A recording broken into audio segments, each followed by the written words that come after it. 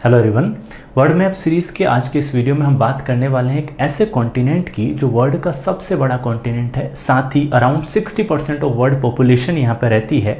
साथ ही इसे cradle of civilisation यानी सभ्यताओं का उद्गम स्थल भी कहते हैं। बिल्कुल हम बात करने वाले हैं आज एशिया कॉन्टिनेंट के पॉलिटिकल और फिजिकल कैरेक्टरिस्टिक्स की। सबसे पहले मैं दिल से धन्यवाद देना चाहूँगा आपको कि आपने मेरे वीडियोस को लाइक किया और चैनल को सब्सक्राइब किया। Thank you very much all.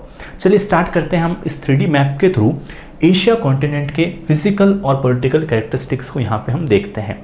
देखिए, वर्ल्ड के सबसे बड़े कॉन्टिनेंट एशिया के अंदर इसका जो विस्तार है, एक्सटेंशन है, कहाँ से कहाँ तक फैला हुआ है, उसकी हम सबसे पहले हम बात करते हैं। आप देख सकते हैं कि इक्वेटर यहाँ से गुजर रहा है इस 3D वर्ल्ड के अंदर, मैप के अंदर, और लगभग जो एशिया का काफ़ी जो पोर्शन है वो कहाँ पर आता है, सो नॉर्दर्न हेमिस्फीयर के अंदर आता है। और इन सब के बारे में मैं जो आपके चर्चा है वो पिछली वीडियो के अंदर कर चुका हूँ। चलिए हम बात करते हैं इसकी बाउंड्रीज की। तो सबसे पहले हम यहाँ ऊपर की तरफ लेके चलता हूँ मैं आपको आर्कटिक ओशन के पास में। आर्कटिक ओशन के पास से जो स्टार्ट होता है हमारा एशिया, वो है रशिया कंट्री के यहाँ से। रशिया ऐसी कंट्री है जिसका कुछ पार्ट एशिया के अंदर है, कुछ पार्ट यूरोप के अंदर है। और यूरोप और एशिया को जो अलग करता है, जो बाउंड्री है, वो है यहाँ पे यूराल माउंटेन। यूराल माउंटेन जो है वो रशिया के यूरोप वाले पार्ट को एशिया के पार्ट से अलग करता है। अब यहाँ पर हम बात करते हैं, आगे चलते हैं और इस बाउंड्री को आगे हम देखें तो यूराल माउंटेन के बाद आप देख सकते हैं कि कजाकिस्तान आता है रूस के बाद में। और कजाकिस्तान वर्ल्ड का सबसे बड़ा लैंडलॉक कंट्री है, यानी कि एक ओपन सी से जुड़ा हुआ नहीं है। आगे हम बात करें तो आता है यहाँ पर कैस्पियन सी। कैस्पियन सी भी यहाँ पे बाउंड्री बना रहा है यूरोप और एशिया के बीच में। साथ ही यहाँ कैस्पियन सी के बाद में हम आगे चलें तो कैस्पियन सी के बाद आपको यहाँ पे दिखाई देता है कंट्री जिसका नाम है अजरबैजान, और यहाँ पर है जॉर्जिया। और अजरबैजान और जॉर्जिया के पास में आपको एक दिखाई दे रहा है काराकस माउंटेन। काराकस माउंटेन जो है एक तरीके से बाउंड्री बना रहा है आफ्टर यूराल माउंटेन और कैस्पियन सी। काराकस माउंटेन भी बाउंड्री बना रहा है यूरोप और एशिया के बीच में। इसके बाद जो बाउंड्री बना रहा है वो है यहाँ पर ब्लैक सी यानी कि काला सागर। काला सागर भी यूरोप और एशिया के बीच बाउंड्री बना रहा है। और तुर्की जो है इसके नीचे एक कंट्री यहाँ पर आ रही है। तुर्की का कुछ पार्ट जो है यहाँ पर यूरोप के अंदर है, जो कि अलग कर रहा है सी ऑफ मरमरा। मरमरा सी जो है वो तुर्की को यूरोप वाले पार्ट से अलग कर रहा है, यूरोप और एशिया के अंदर। बात हम करें आगे तो यहाँ पर आता है भूमध्य सागर यानी मेडिटेरियन सी। बिल्कुल यहाँ पे मैं आपको जूम आउट करके भी बताऊंगा कि किस तरीके से हम आगे बढ़ रहे हैं।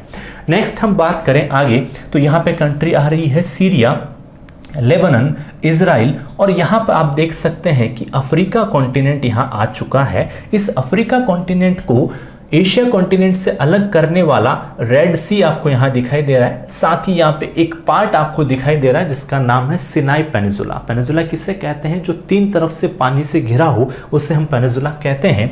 और यहाँ पर गल्फ ऑफ स्वेज और गल्फ ऑफ अकाबा इसे अलग कर रही है। और ये वाला जो पोर्शन है यहाँ पे वो वैसे तो अफ्रीकन कंट्री इजिप्ट यानी मिस्र का पार्ट है, लेकिन यदि फिजिकल हम देखें तो फिजिकली ये एशिया का पार्ट है। साथ ही हम यहाँ देखें तो रेड सी के ऊपर अरेबियन पेनिनसुला है, जहाँ पे ये अरेबियन पेनिनसुला भी किसका पार्ट है? हमारे एशिया का पार्ट है। साथ ही हम आगे बढ़ते हैं और इसकी बाउंड्री को हम देखें तो गल्फ ऑफ अदन, यहाँ पे रेड सी आ चुका है, गल्फ ऑफ अदन यहाँ पर आ चुका है। इसके बाद आपको सामने है अरेबियन सी, वो भी यहाँ पर एक तरीके से पार्ट यहाँ पे आपको दिखाई दे रहा है बाउंड्री की तरह। अरेबियन सी के बाद में यहाँ पर एक कंट्री है मालदीव, जो कि एशिया का ही पार्ट है। और साथ में हम आगे बढ़े इक्वेटर के सहारे तो आपको यहाँ पे दिखाई देगा एक कंट्री जिसका नाम है इंडोनेशिया।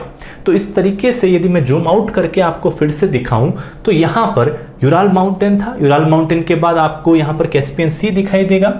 कैस्पियन सी के बाद में आपको यहाँ पर काकेसस माउंटेन्स दिखाई देंगे। उसके बाद आपको यहाँ पर ब्लैक सी दिखाई देगा। और ब्लैक सी के बाद हम चले हैं मेडिटेरियन सी।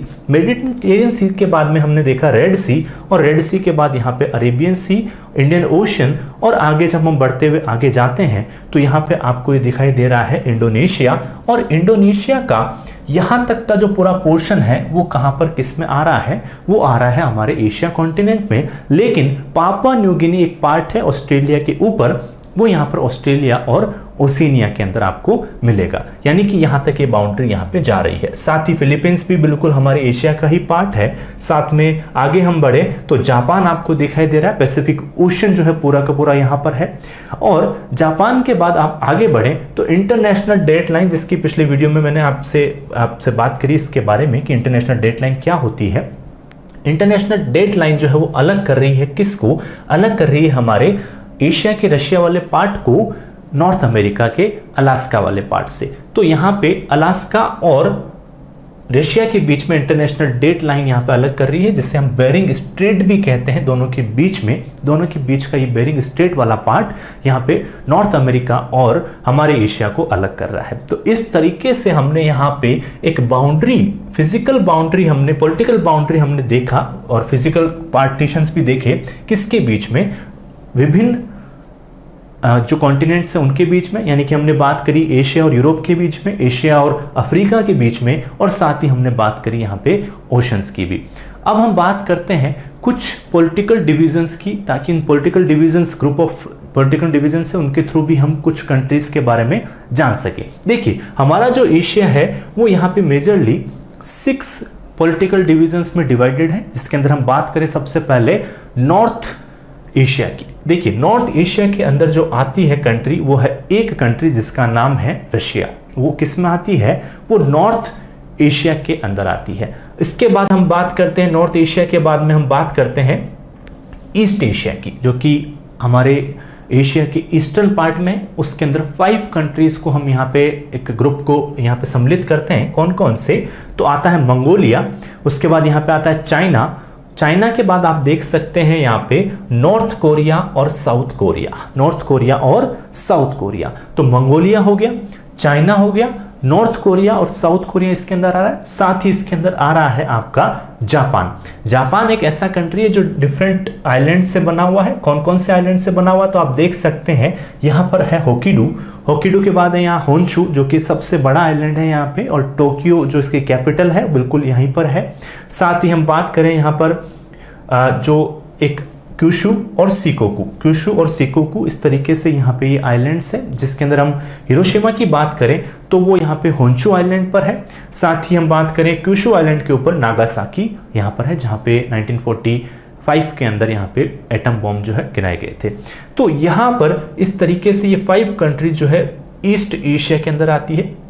बात हम करते हैं अब सेंट्रल एशिया की। सेंट्रल एशिया की जब हम बात करें तो इसमें भी 5 कंट्रीज है। कौन कौन सी 5 कंट्रीज हैं, तो हम बात करें कजाकिस्तान, उज्बेकिस्तान, तुर्कमेनिस्तान, किर्गिस्तान और ताजिकिस्तान। ये जो अफगानिस्तान और पाकिस्तान को छोड़ के जो भी तान यहाँ पे नाम के आगे आपको दिखाई दे रहा है, इन 5 कंट्रीज को हम सेंट्रल एशिया के नाम से जानते हैं। सेंट्रल एशिया के अंदर कजाकिस्तान जो है इसकी राजधानी नूर सुल्तान है, किर्गिस्तान की राजधानी यहाँ पे बिश्केक है। यहाँ पे हम बात करें ताजिकिस्तान, इसकी राजधानी दुशांबे है, और उज्बेकिस्तान की राजधानी यहाँ पर आपको ताशकंद है, और तुर्कमेनिस्तान की राजधानी अशकाबाद है। तो ये 5 कंट्री जो है सेंट्रल एशिया के अंदर आती है। अब हम आगे बढ़ते हैं और चलते हैं कि वेस्ट एशिया के अंदर कौन कौन सी कंट्री आ रही है। वेस्ट एशिया, क्योंकि ये एशिया के वेस्ट पार्ट में है, इसे मिडल ईस्ट भी कहते हैं। अब आप सोचेंगे कि यदि ये वेस्ट के अंदर है तो इसे मिडल ईस्ट क्यों कहते हैं, क्योंकि यूरोप के कॉन्टेक्स्ट में कहा गया है। यूरोप के जो लोग हैं इसे मिडल ईस्ट कहते हैं, क्योंकि उनके अकॉर्डिंग, जो उनकी दिशा के अनुसार ये किस में आएगा, ईस्ट साइड के अंदर आएगा, इसीलिए इसे मिडल ईस्ट के कंट्रीज कहते हैं। 19 कंट्रीज यहाँ पर है मिडल ईस्ट के अंदर। कौन कौन सी है, तो हम कुछ इंपॉर्टेंट कंट्रीज की बात करें तो ईरान है, टर्की है, Azerbaijan, Armenia, Georgia, Syria, Iraq, साथ ही यहाँ पे आपको दिखाई देगा सऊदी अरब, इजराइल, यहाँ पर आपको जॉर्डन दिखाई दे रहा है। साथ में यहाँ पे यमन है, ओमान है, यूएई यानी कि यूनाइटेड अरब ऑफ एमिरेट्स। बिल्कुल यहाँ पे आपको एक बिल्डिंग दिखाई दे रही होगी, कमेंट बॉक्स में जरूर इसका नाम आप जरूर लिखें कि ये कौन सी बिल्डिंग है, जो कि वर्ल्ड की सबसे टॉलेस्ट बिल्डिंग है। साथ ही यहाँ पे इन सारी कंट्रीज 19 कंट्रीज से मिलके ये हमारा मिडल ईस्ट या कह सकते हैं कि वेस्ट एशिया बना हुआ है। अब हम आगे बढ़ते हैं और इस पॉलिटिकल डिवीजन को आगे हम लेके चलें तो आता है साउथ एशिया यानी कि दक्षिण एशिया। इस साउथ एशिया के अंदर यहाँ पर 8 कंट्रीज आती है, जिसमें से इंपॉर्टेंट जो कंट्रीज है वो इंडियन सब कॉन्टिनेंट की जो कंट्रीज है उसके अंदर आ रही है। यहाँ पर हम कह सकते हैं कौन कौन सी कंट्रीज है, 8 कंट्रीज जो कि साउथ एशिया में आती है। वहां पर आती है अफगानिस्तान, पाकिस्तान, इंडिया, यहाँ पर आ रहा है नेपाल, भूटान, बांग्लादेश और यहाँ पर है कंट्री श्रीलंका और मालदीव्स। ये जो कंट्रीज है वो किसके अंदर आ रही है, वो आ रही है हमारे साउथ एशिया के अंदर। अब हम बात करते हैं साउथ ईस्ट एशिया की, तो भारत के यहाँ पे नेबरिंग कंट्रीज म्यांमार से ये साउथ ईस्ट एशिया स्टार्ट होता है। साउथ ईस्ट एशिया के अंदर 11 कंट्रीज है। कौन कौन सी है, तो आसियान कंट्रीज भी नहीं कह रहे हैं, तो यहाँ पर है म्यांमार जिसकी राजधानी है नेफिडो, साथ में हम बात करें थाईलैंड जिसकी कैपिटल आपको सामने है बैंकॉक, लाओस की बात हम करते हैं वियंतानी इसकी कैपिटल है, वियतनाम की बात करते हैं हनोई इसकी कैपिटल है, साथ में यहाँ कंबोडिया है जिसकी जो कैपिटल है फिनोम पेन है, साथ में यहाँ पे आप देख सकते हैं मलेशिया, मलेशिया की जो कैपिटल है वो कुआलालंपुर है, सिंगापुर है जो कि जिसकी कैपिटल है सिंगापुर सिटी। और यहाँ पे मैं आपको बता दूं कि यदि क्वेश्चन पूछा जाए कि इक्वेटर के सबसे करीब कौन सी कैपिटल है वर्ल्ड के अंदर, तो आप देख सकते हैं कि आप हो सकता है आप इसमें कहें कि इंडोनेशिया की राजधानी जकार्ता इसके पास में है, लेकिन ऐसा नहीं है। सिंगापुर जो है यहाँ पर है, साथ में यदि हम मालदीव की माले को भी देखें तो वो भी काफ़ी नज़दीक में है, लेकिन सबसे नज़दीक जो है इक्वेटर के वो है यहाँ पर सिंगापुर की कैपिटल सिंगापुर सिटी। तो इसीलिए ये है सबसे नियरेस्ट कैपिटल इक्वेटर के। बात करते हैं हम आगे जो साउथ ईस्ट एशियन कंट्रीज़ की, तो इंडोनेशिया, मैंने आपको कहा इंडोनेशिया पूरा बहुत बड़ा एक आइलैंड कंट्री है, वो भी इसी का ही पार्ट है। साथ में हम बात करें मलेशिया की, मलेशिया का ही पार्ट है, यहाँ से लेके यहाँ तक शुरू चल रहा है ये पूरा का पूरा मलेशिया। ब्रुनई यहाँ पर एक कंट्री है, बंदर सेरी बागवान इसकी कैपिटल है, वो भी साउथ ईस्ट एशियन कंट्रीज में आता है। साथ में फिलीपींस आपको दिखाई दे रहा है, वो भी साउथ ईस्टर्न एशिया के अंदर आ रहा है। और यहाँ पे एक देश है जिसका नाम है ईस्ट तिमोर, छोटा सा देश है ईस्ट तिमोर, और वो भी साउथ ईस्टर्न एशिया के अंदर आता है। और यहाँ पे अब आगे हम यदि इसकी बाउंड्री को देखें तो ये है न्यू गिनिया, और न्यू गिनिया का ये जो इधर वाला पोर्शन है वो पूरा का पूरा इंडोनेशिया का पार्ट है, और आधा जो पोर्शन है जिसका नाम है पापुआ न्यू गिनिया, वो किसका पार्ट है, वो है ओशिनिया, जो हमारा कॉन्टिनेंट है यानी ऑस्ट्रेलिया कॉन्टिनेंट है उसका पार्ट है। तो इस तरीके से यदि हमने पूरी कंट्रीज को 48 कंट्रीज अकॉर्डिंग टू यूएन यहाँ पे हमारे एशिया के अंदर है, 2 कंट्रीज को यूएन अभी तक मान्यता नहीं दी है जो कि है फिलिस्तीन और ताइवान। यहाँ पर 48 कंट्रीज यहाँ पर का मैंने बिल्कुल पॉलिटिकल डिवीजन आपको यहाँ पे बताया। अब आगे इस वीडियो के अंदर हम बात करते हैं physical characteristics of Asia. Physical characteristics की हम बात करें तो कुछ माउंटेन्स की मैं ऑलरेडी बात कर चुका हूँ, माउंटेन्स के बारे में बात करेंगे। सबसे पहले हम बात कर लेते हैं कुछ मेन सीज की, छोटे जो सीज हैं, कौन कौन से सी है, सागर है, उनकी हम बात करें तो देखिए यहाँ पे बेरिंग सी से स्टार्ट किया था हमने, बेरिंग स्ट्रेट से यहाँ स्टार्ट किया। इसके बाद यहाँ पे आप देख सकते हैं कि ये बेरिंग सी है, बेरिंग सी के बाद में यहाँ आप देखें तो सी ऑफ ओकोटस्क, रशिया के पास में सी ऑफ ओकोटस्क आपको दिखाई देगा। साथ में आगे हम बढ़ें तो जापान आता है, जापान और चाइना के बीच में जापान, सी ऑफ जापान आपको मिलेगा। ईस्ट सी आपको दिखाई देगा, येलो सी जो कि साउथ कोरिया और चाइना के बीच में है, येलो सी क्योंकि यहाँ पे येलो रिवर आके गिरती है चाइना की। नेक्स्ट हम बात करें तो साउथ चाइना सी आपको दिखाई देगा, ये पूरा का पूरा साउथ चाइना सी ये वाला पोर्शन है। इसके अलावा ये ईस्ट चाइना सी है, फिलीपींस सी है, ईस्ट चाइना सी, फिलीपींस सी, और ये रहा यहाँ पे साउथ चाइना सी। किस किस के बीच में है, चाइना और ये जो आसियान कंट्रीज है, फिलीपींस हुआ, साथ में इंडोनेशिया हुआ, ब्रुनई हुआ और वियतनाम हुआ, इनके बीच का ये जो पोर्शन है जिसे साउथ चाइना सी कहते हैं। बहुत सारे डिस्प्यूट चलते रहते हैं चाइना के अदर कंट्रीज के साथ। ये वही वाला दक्षिणी चीन सागर यहाँ पे आपको दिखाई दे रहा है। थोड़ा सा जूम आउट करके दिखा देता हूँ ताकि आपको लोकेशन और अच्छे से समझ में आ सके। तो ये है साउथ चाइना सी यहाँ पर। नेक्स्ट हम बात करें और कौन से सीज है तो यहाँ पे आपको दिखाई देगा जावा सी, इंडोनेशिया का जावा सी है यहाँ पे। साथ में यहाँ पे आपको देख सकते हैं कि बांडा सी है, इंडोनेशिया के ही आइलैंड्स के बीच में। यहाँ पर सेलेबीस सी है, इंडोनेशिया और फिलीपींस के बीच में। और यदि हम आगे और बढ़ते हैं तो हमें दिखाई देगा यहाँ पर ये हमारा अंडमान सी, जो कि अंडमान एंड निकोबार आइलैंड्स के और आपके मलेशिया और ये आपके इंडोनेशिया के बीच में आपको दिखाई देगा अंडमान सी।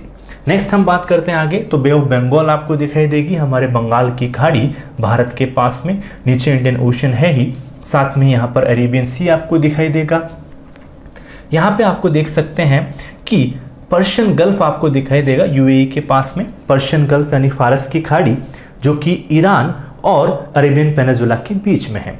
नेक्स्ट हम बात करते हैं आगे, तो गल्फ ऑफ ओमान, ओमान और ईरान के बीच में आपको गल्फ ऑफ ओमान यहाँ पे दिखाई देती है। बिल्कुल वर्ल्ड मैप आप साथ में लेके रखेंगे तो आपको और ज़्यादा यहाँ पे क्लैरिटी के साथ चीज़ें समझ में आएगी।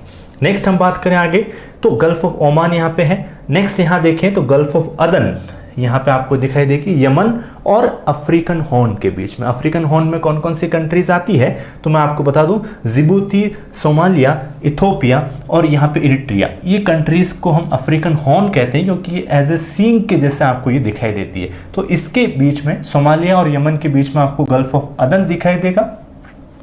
रेड सी आपको आगे चलते हैं तो रेड सी दिखाई देगी, साथ में यहाँ पे गल्फ ऑफ स्वेज और स्वेज कैनाल आपको यहाँ पे दिखाई देगी, जहाँ पे पोर्ट सईद जो है मेडिटेरियन सी को यहाँ पर गल्फ ऑफ स्वेज के थ्रू जोड़ता है, जो कैनाल है स्वेज कैनाल उसके थ्रू। तो इसके बाद गल्फ ऑफ अकाबा और गल्फ ऑफ स्वेज के बीच में मैंने सिनाई पेनिनसुला की बात की। नेक्स्ट हम आगे बढ़े तो मेडिटेरियन सी काफ़ी बड़ा है। इसके अलावा डेड सी, देखिए मृत सागर है जो कि यहाँ पर जॉर्डन और इजराइल के बीच में, फिलिस्तीन का पार्ट भी आपको यहाँ दिखाई दे रहा है। लेबनान यहाँ पे कंट्री है। इसके बाद आगे हम बढ़ते हैं तो लेक वॉन बहुत इंपॉर्टेंट लेक है जो कि कहाँ पर है, तुर्की के अंदर है लेक वॉन। नेक्स्ट हम आगे बात करें, ब्लैक सी आपको दिखाई दे रहा है ऊपर, और यहाँ पर आपको दिखाई दे रहा है कैस्पियन सी। कैस्पियन सी के आगे आपको ये बहुत ही इंपॉर्टेंट एक सी दिखाई दे रहा है जिसका नाम है अरल सी। अरल सी जो है वो उज्बेकिस्तान और कजाकिस्तान, आप देख सकते हैं यहाँ पर है उज्बेकिस्तान और यहाँ पर है कजाकिस्तान, यूके, उज्बेकिस्तान कजाकिस्तान, इन दोनों के बीच में ये जो सी है जिसका नाम है अरल सी, जहाँ पर दो महत्वपूर्ण रिवर्स आके गिर रही है, सिर दरिया और अमू दरिया, ये यहाँ पर है।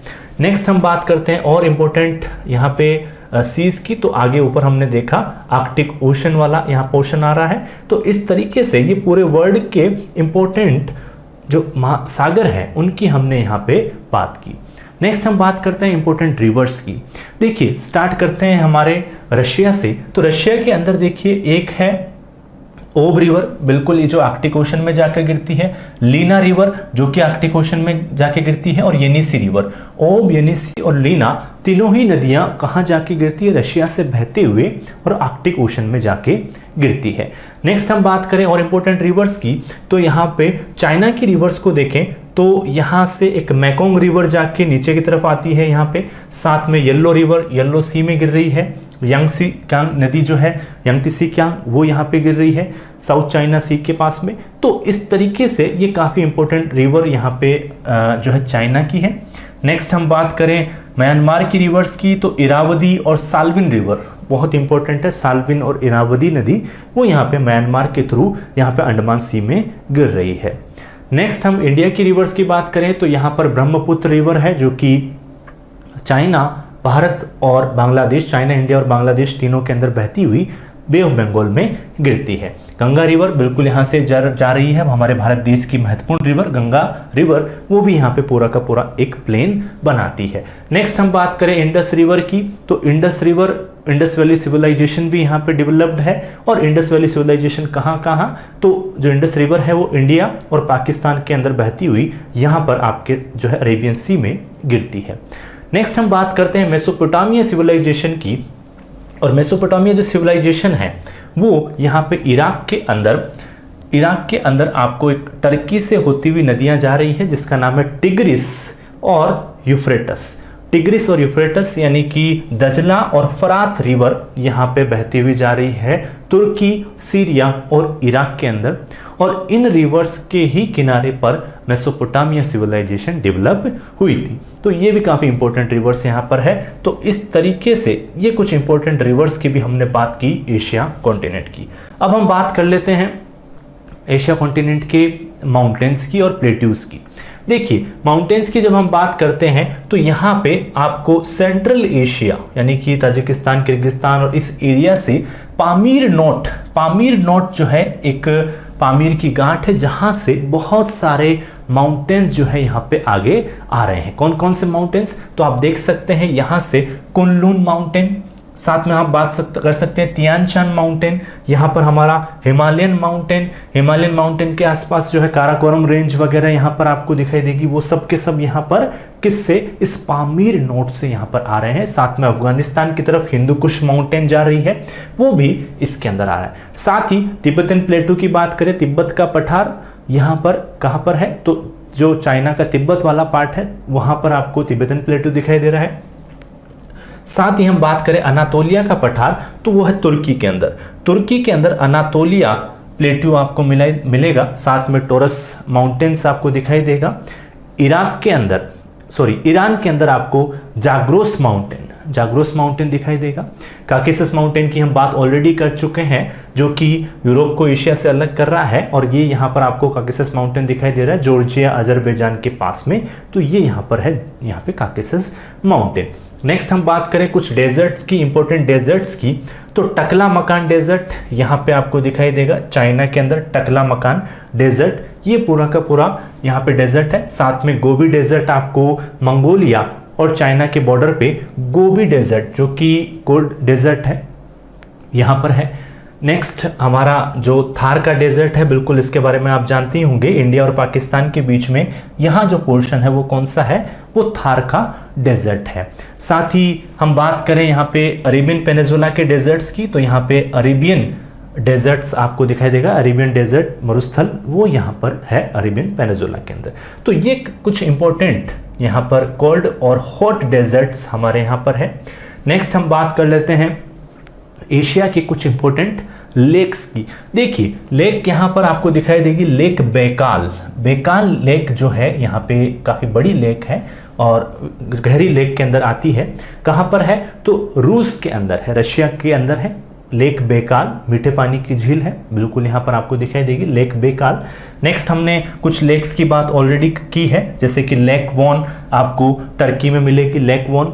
अरल सी आपने देखा। साथ में यहाँ पे इंडिया की लेक्स के बारे में बात करें तो चिल्का झील जो कि उड़ीसा में है, तो उड़ीसा की जो चिल्का झील है वो यहाँ पे भारत की सबसे बड़ी लेक के अंदर आती है, सॉल्ट वाटर लेक के अंदर। इनलैंड वाटर लेक की बात करें तो राजस्थान की सांभर झील काफ़ी इंपॉर्टेंट है, डल झील यहाँ पर काफ़ी इंपॉर्टेंट है। तो ये कुछ जो लेक्स हैं वो भी काफ़ी इंपॉर्टेंट हमने यहाँ पे वर्ल्ड के कॉन्टेक्स्ट में बात की। तो इस तरीके से हमने काफ़ी कुछ एशिया कॉन्टिनेंट के बारे में जाना। नेक्स्ट हम कुछ इंपॉर्टेंट आइलैंड्स की भी बात हम कर लेते हैं यहाँ पे। तो आइलैंड्स के अंदर आप देख सकते हैं कि एक तो है मालदीव जो कि एक कंट्री भी है और एक आइलैंड भी है।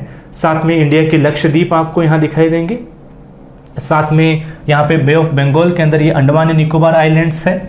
साथ में वर्ल्ड के सबसे बड़े आइलैंड्स के अंदर आता है इंडोनेशिया, वो पूरे एक आइलैंड कंट्री है, बहुत बड़ा आइलैंड कंट्री आपको यहाँ दिखाई दे रहा है। मलेशिया भी यहाँ पे दो पार्ट में डिवाइडेड है। यहाँ पे आपको फिलीपींस दिखाई दे रहा है, एक आइलैंड कंट्री, और यहाँ पे आपको दिखाई दे रहा है जापान जो कि एक आइलैंड कंट्री है। तो इस तरीके से ये पूरा का पूरा एक फिजिकल और पॉलिटिकल डिवीजन था एशिया का, जिसके अंदर ये सारी कंट्रीज आ रही है और इन सब के बारे में हमने यहाँ पे बात की। आई होप जो है ये वीडियो आपके लिए काफ़ी बेनिफिशियल रहेगा। नेक्स्ट वीडियोस को इसी तरीके से हम नेक्स्ट अलग अलग कॉन्टिनेंट्स को लेके मैं आता रहूँगा और डिफरेंट और जो थिंग्स हैं उनको भी मैं यहाँ पे वर्ल्ड के कॉन्टेक्स्ट में आपको बताता रहूँगा। सो आई होप ये आपके लिए बेनिफिशियल रहेगा। Thank you very much, see you in the next video. Thank you very much.